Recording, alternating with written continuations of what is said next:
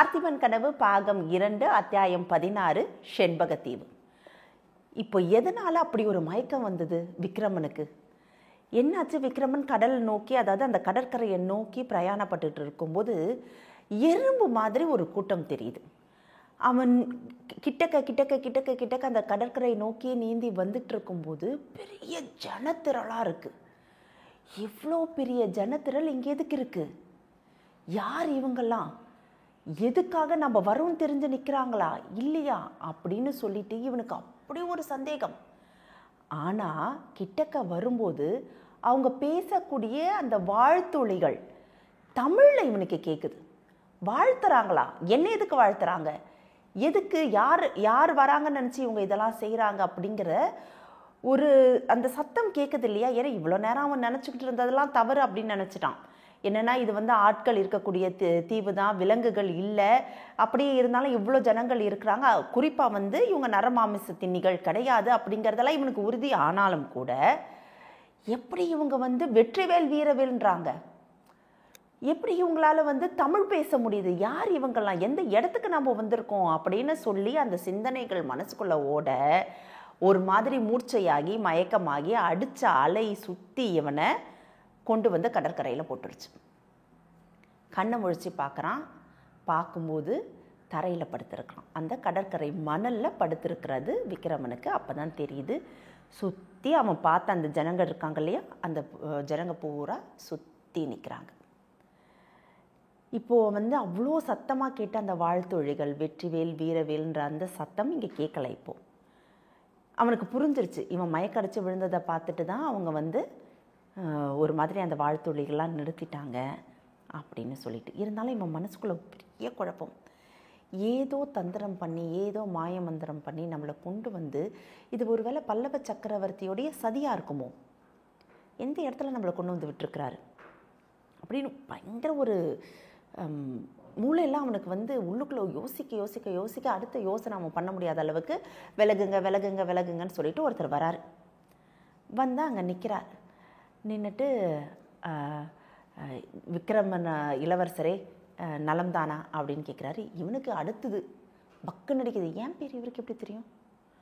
அவர் சொல்லி எழுந்திருச்சு நின்ன தாமதத்தில் சுற்றி இருக்கிறவங்களாம் சோழ மகாராஜா, சோழ இளவரசர், விக்ரம மகாராஜா வாழ்க வாழ்க, வெற்றிவேல் வீரவேல்ன்றாங்க. இவனுக்கு அதிசயத்துக்கு மேலே அதிசயம், அதிர்ச்சிக்கு மேலே அதிர்ச்சி. என்ன செய்யறதுனே இவனுக்கு தெரியல. அந்த கூட்டத்திலேயே இருக்க தலைவன் மாதிரி இருக்கக்கூடியவன் தான் பேசுகிறான். இவன் கேட்குற உடனே நான் எந்த இடத்துல இருக்கேன், நான் இங்கே இருக்கேன், இங்கே என்ன நடக்குது அப்படின்னு சொல்லி கேட்டுக்கிட்டு இருக்கிற அந்த சமயத்திலேயே தூரக்க, அதாவது அந்த ஜனங்கள்லாம் வழி விடுறாங்க. வழி விடும்போது யாருக்கு வழி விடுறாங்கன்னு பார்த்தீங்கன்னா கஜேந்திரன் வரார். யார்? பெரிய பட்டத்து யானை மேலே அந்த பட்டத்து ஆளுங்களாம் உட்காருவாங்க இல்லையா, அந்த மாதிரி அலங்கரித்து வச்சுருக்குறாங்க யானையை. பட்டத்து யானை வருது, கையில் அழகான ஒரு பூமாலையோடு அப்படியே வருது. ஆனாலும் கொஞ்சம் கூட பயமே இல்லாமல் விக்ரமன் அப்படியே திம்மரா அப்படி அந்த வீரம் இருக்கு இல்லையா, கம்பீரத்தோடு நிற்கிறான். ஆனால் அந்த யானை கையில் இருக்கிற மாலையோடு கிட்டக்க வரும்போது தன்னையும் அறியாமல் சின்னதாக ஒரு பணிவு, கழுத்தை அப்படி குனியராக மாலையை யானை போடுது. போட்டோன்னு மறுபடியும் வெற்றிவேல் வீரவேல் விக்ரம சோழ மகாராஜா வாழ்க வாழ்க, எங்கள் குலம் காக்க வந்த தெய்வம் வாழ்க வாழ்கன்ட்டு சுற்றி இருக்கிற மக்கள்லாம் சொல்கிறாங்க.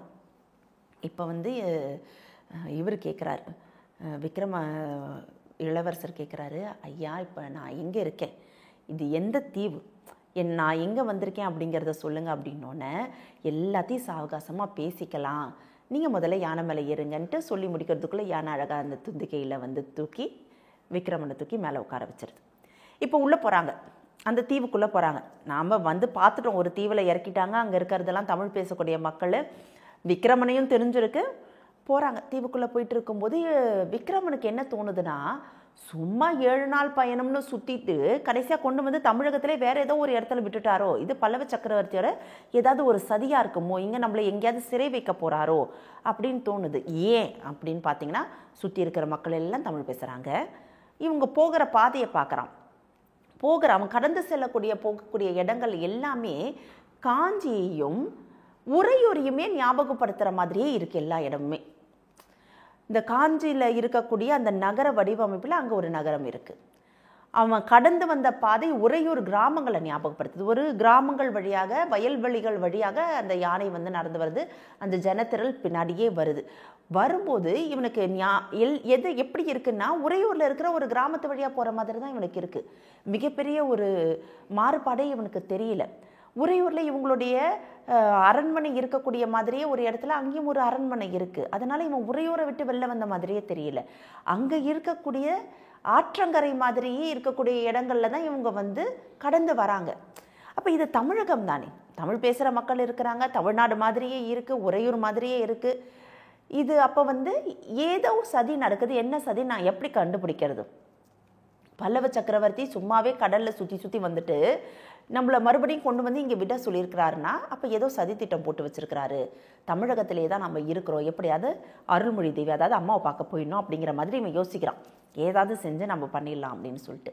இருந்தாலும் இவனால் யூகிக்க முடியுதே தவிர எது உண்மை எது பொய்ன்றது இவன் விக்ரமனுக்கு தெரியல.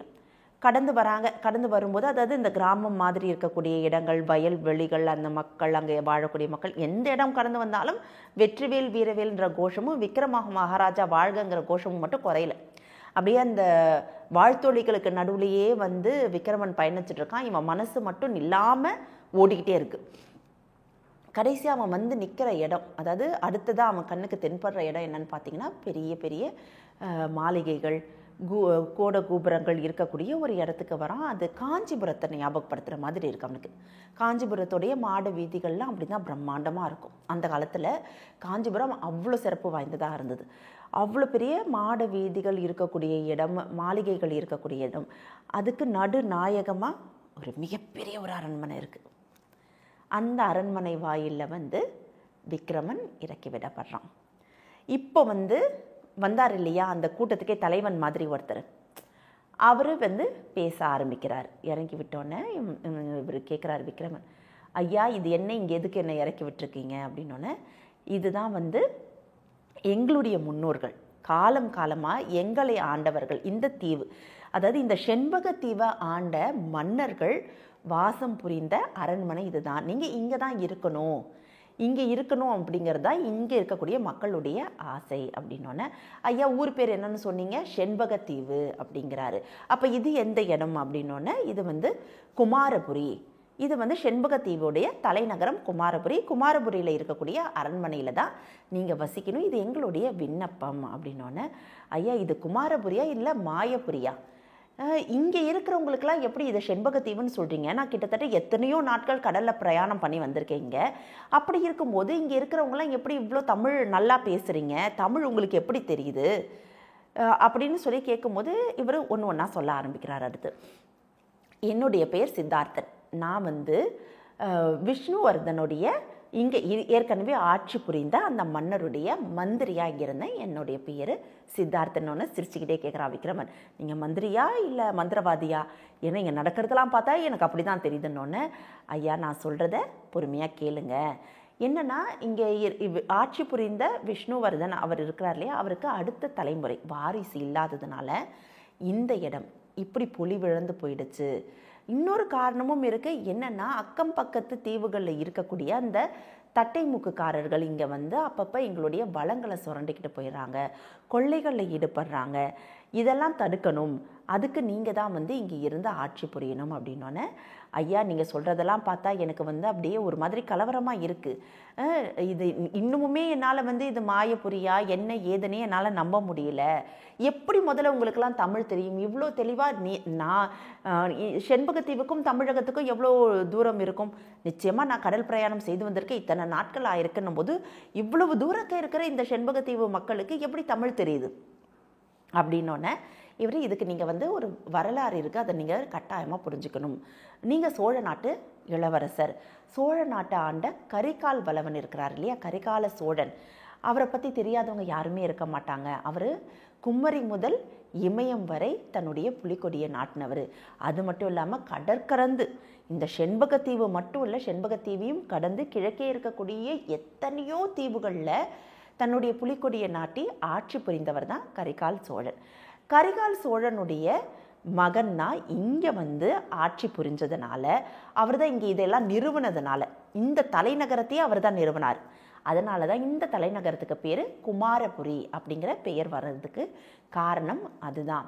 இங்கே வந்து பூர்வக்குடி, அதாவது சோழர்களுடைய வீரமிக்க பூர்வக்குடிகள் கரிகால் சோழனுடைய அந்த ஆட்சி காலத்தில் இங்கே வந்து குடியேறினாங்க. இந்த நாட்டை வளமாக்குனாங்க, இந்த நாட்டில் ஆட்சி புரிஞ்சாங்க. காலம் காலமாக அவங்களுடைய தலைமுறைகள் தான், அதாவது சோழர்களுடைய பரம்பரை தான் இங்கே வந்து ஆட்சி புரிஞ்சுக்கிட்டே இருக்குது. அடுத்தடுத்து சோழர்கள் இங்கே வந்து ஆட்சி புரிஞ்சுக்கிட்டே இருந்தாங்க. எங்களுடைய துரதிர்ஷ்டமா என்னங்கிறது தெரியாது, கடைசியாக இருந்த சோழ மகாராஜாவுக்கு வாரிசு இல்லை. அதனால் இப்போ நாங்கள் வந்து அனாதைகளாக விடப்பட்டிருக்கோம். நீங்கள் தான் வந்து பெரிய மனசு பண்ணி எங்களுடைய சோழர் குல மகாராஜாவாக எங்களுடைய முருகனே, எங்களுடைய தமிழ் கடவுள் முருகனே உங்களை அனுப்பி வச்ச மாதிரி எங்களுக்கு இருக்குது. அதனால் நீங்கள் தான் எங்களுக்கு வந்து துணையாக இருந்து இந்த இடத்துல ஆட்சி புரிந்து பகைவர்கள்கிட்டேருந்து, அக்கம் பக்கத்தில் இருக்கிறாங்களே அந்த தீவுகள்லேருந்து வரக்கூடிய அந்த பகைவர்கள்கிட்டேருந்து நீங்கள் தான் எங்களை வந்து பாதுகாக்கணும், அழகான ஒரு ஆட்சி நீங்கள் தான் கொடுக்கணும் அப்படின்னு சொல்லிட்டு அந்த சித்தார்த்தன் நம்மளுடைய மந்திரி இருக்கிறார் இல்லையா, அது செண்பகத்தீவோட மந்திரி சொல்கிறார். இவனுக்கு வந்து இவ்வளோ நேரம் நம்பாமல் இருந்தாலே இது மாயபுரியா, ஏதாவது சதி பண்ணிட்டாரா பல்லவ சக்கரவர்த்தி அப்படிங்கிற யோசனைகள்லாம் போய் கரிகால சோழனை பற்றி இவனுக்கு நிறையவே தெரியும். ஏன்னா பார்த்திப மகாராஜா கதையாக சொல்லியிருக்கிறாரு. அப்போ வந்து எந்த அளவுக்கு சோழர்கள் மேன்மை அடைந்தவங்களாக இருந்திருக்கிறாங்க அப்படிங்கிறது இவன் கதைகளாக கேட்டது போக இங்கே இருக்கிறவங்களுடைய அந்த வாழ்த்தொழியாக கேட்கறதுனாலையும் இவங்க அதை வந்து மறுபடியும் சொல்கிறதுனாலையும் இவனுக்கு வந்து அப்படியே புத்துணர்ச்சியாக இருக்குது. அப்படியே ஒரு மாதிரி உடம்பெல்லாம் மெய் சிலிர்க்குது இவனுக்கு. எப்படி வாழ்ந்த ஒரு வம்சம் இப்படி ஆயிடுச்சே அப்படிங்கிற மாதிரி. ஆனாலும் இப்பயும் திடமாக என்ன சொல்கிறா விக்ரமன், ஐயா நிச்சயமாக நீங்கள் சொல்கிற பொறுப்பை நான் ஏற்றுக்கிறேன், அதை பற்றி எனக்கு வந்து கவலையே இல்லை.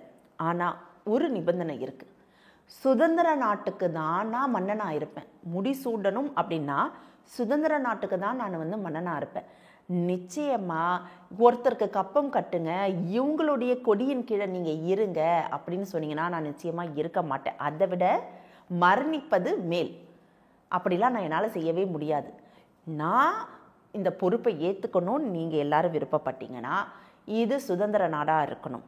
யார் எதிர்த்தும் போரிடுறதுக்கு நான் தயார். ஆனால் சுதந்திர மன்னனாக தான் இருப்பேன். இருந்தால் சுதந்திர மன்னனாக இருப்பேன், யாருக்கிட்டையும் கம்ம கட்டி என்னால் இருக்க முடியாது அப்படின்னோடனே திருப்பி மறுபடியும் சுற்றி இருக்கிற ஜனங்கள்லாம் ஒரே சந்தோஷத்தில், ஆமாம் அதுதான் நாங்களும் விருப்பப்படுறோம், அதை தான் நாங்களும் விருப்பப்படுறோம், வெற்றிவேல் வீரவேல் வெற்றிவேல் வீரவேல்ன்றாங்க. அப்போ வந்து பயங்கர சந்தோஷத்தோட மந்திரி இருக்கிறார் இல்லையா சித்தார்த்தன், அவர் சொல்கிறாரு, ஐயா நீங்கள் போய் கொஞ்சம் இளைப்பாருங்க, நம்ம நீங்கள் இளைப்பாறினதுக்கப்புறம் முருகவேல் ஆலயத்துக்கு போவோம், அங்கே அடுத்து பட்டமளிப்பு விழா அதெல்லாம் இருக்கு இல்லையா, அந்த முடிசூட்டு விழா பற்றி அங்கே போயிட்டு நம்ம வந்து விவாதிக்கலாம், நீங்கள் போயிட்டு முதல்ல இளைப்பாறிட்டு வாங்க அப்படின்னு சொல்கிறாங்க. ஒரு மிகப்பெரிய ஒரு சந்தோஷமாக தான் இருக்குது. செண்பகத்தீவு மக்கள் வந்து விக்ரமனை வந்து மகாராஜாவாக ஆக்கணுன்ட்டு. ஆனாலும் இங்கேயும் ஒரு குழப்பம் இருக்குது பாருங்கள். அது என்னன்னா, இந்த சித்தார்த்தன் யார் நம்ம பார்த்தோம் இல்லையா, எங்கே பார்த்தோம், பல்லவ மன்னர்கிட்ட, பல்லவ சக்கரவர்த்தி கிட்ட ஒரு செண்பகத்தீவுலேருந்து வந்த ஆட்கள் எங்கள் தீவை உங்களுடைய வெண்கொற்றையின் கொடையின் கீழே நீங்கள் சேர்த்துக்கோங்க, உங்களுடைய ஆட்சியின் கீழ் இருந்தால் நாங்கள் கொஞ்சம் பாதுகாப்பாக இருப்போம்னு வந்து சொன்னாங்க இல்லையா, அதுக்கு ஒருத்தர் தலைவராக வந்தார் இல்லையா, அந்த தலைவர் தான் இந்த சித்தார்த்தன். சரிங்களா, இப்போ லிங்க் புரியுதா உங்களுக்கு? அப்போ அந்த சித்தார்த்தன் பல்லவ மன்னவன்கிட்டையும் வந்து செண்பகத்தீவை பார்த்துக்கோங்கன்னு சொல்லியிருக்கிறாரு. இப்போ இங்கே கைது செய்து வரப்பட்ட விக்ரமனையும் பார்த்துக்கன்னு சொல்லியிருக்கிறாரு. இப்போ இதுக்கு பின்னாடி விக்ரமன் யோசித்த மாதிரி சதி ஏதாவது இருக்குமா, இல்லை நல்லது தான் நடக்க போதா, பொறுத்திருந்து பார்க்கலாம். இந்த தகவல் உங்களுக்கு பிடிச்சிருந்தா லைக் பண்ணுங்க, உங்க ஃப்ரெண்ட்ஸுக்கு ஷேர் பண்ணுங்க, மறக்காம எங்க சேனலுக்கு சப்ஸ்கிரைப் பண்ணுங்க.